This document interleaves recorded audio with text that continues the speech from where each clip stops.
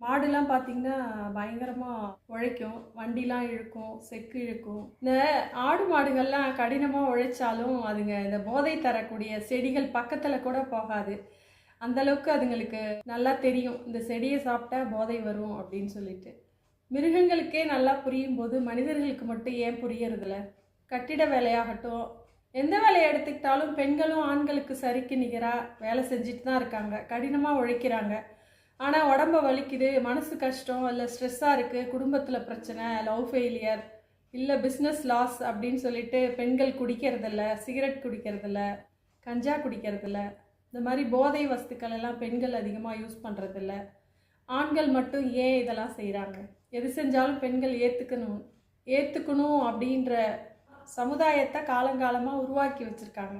Cigarette குடிக்கிறவங்கள விட அதை பக்கத்தில் இருந்து அந்த காற்றை சுவாசிக்கிறவங்களுக்கு தான் அதிகமாக பாதிப்பு ஏற்படுதுன்றது குடிக்கிறவங்களுக்கும் நல்லாவே தெரியும். டாஸ்மார்க்லேயும் சரி, சிகரெட் அட்டையிலையும் சரி, குடியை கெடுக்கும்னு போட்டிருப்பாங்க. ஆனால் குடிக்காதீங்கன்னு சொல்லி யாரும் போடுறதில்ல, அங்கே யாரும் சொல்கிறதில்ல. சிகரெட் அட்டையிலையும் அதே மாதிரி தான் உடல் நலத்துக்கு கேடுன்னு போட்டிருப்பாங்க, ஆனால் குடிக்காதீங்கன்னு யாரும் போடுறதில்ல. அது வாழ்க்கைக்கு தேவையில்லாத ஒரு விஷயம்.